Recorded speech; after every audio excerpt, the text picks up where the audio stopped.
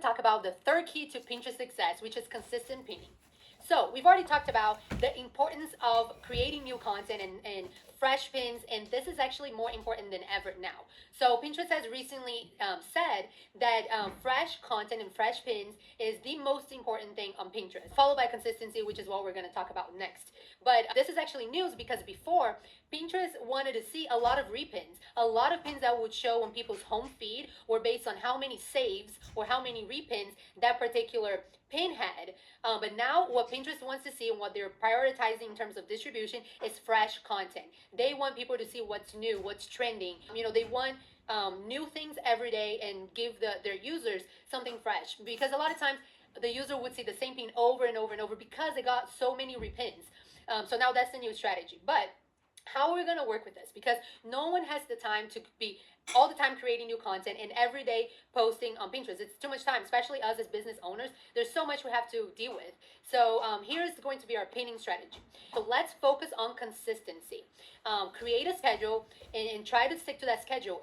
For example, every Monday, you're going to go ahead and get all of the pins that you've created and schedule it for throughout the week. Pinterest sees you as an active pinner, not necessarily if you went and logged into Pinterest and repin something. No, is if you're sharing new content to the platform every day. So with the tool that we're going to talk about soon, which is Tailwind, it's going to make this very, very easy. You just have to log in once a week, for example. You can do whatever schedule you want and just schedule everything in advance. So you actually don't even have to log into Pinterest at all for the rest of the week. So that is definitely going to be one of the strategies we're going to be utilizing, focusing on consistent pinning.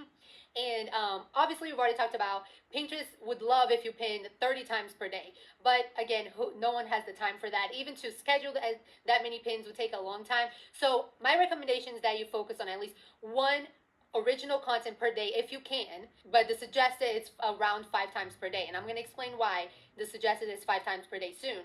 But if you can do at least once per day, and what you can utilize is that, for example, if you are an e-commerce site that has your Shopify, let's say you have the same products on Etsy, you have a blog, you have a YouTube channel, the more accounts that you have linked to your Pinterest account, the better for this next suggestion, which is one day you can pin from your website. For example, you do a rich pin from your website. The next day you can share from your Etsy store, and that's already a new pin because it's a new URL and a new image.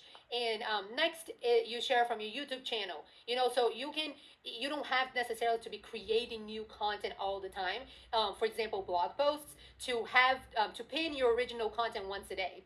So if let's say your business revolves around articles, you can still share the same article, but just with a new image. Try to explore a different aspect of the article, of that blog post, or just change up the image to A/B test. Those are new pins, even though it's the same content. So that would help you get pinned at least once a day.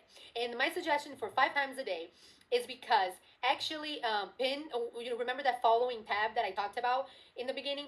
That following tab, if I, for example, follow lots of different accounts, Pinterest is going to show 5 pins, the 5 first pins of that day from each account for that audience, for whoever follows you.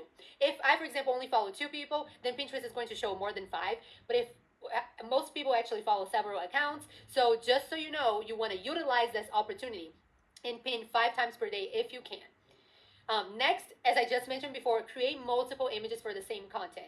And again, try to explore a different side of it, or even appeal to different audiences. You can try, for example, if you have I think I already gave this example before, but if you have a toolbox, like a hammer and wrench and all that, you can try to create an image appealing to someone who's actually interested, most likely interested in that object. And you can try for the same content, that same product, an image appealing to someone, a wife, for example, buying it as a gift for their husbands. Or if you're talking about a recipe, I actually saw this example somewhere, and I'm really sorry I can't remember, but it was really interesting.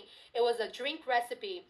And one image talked about easy drinks you can make for your date night. The other one is colorful drinks for your party. The other one is festive, I don't know, but even for the same piece of content, you explore a different side of it because people might be interested in that pin for different reasons.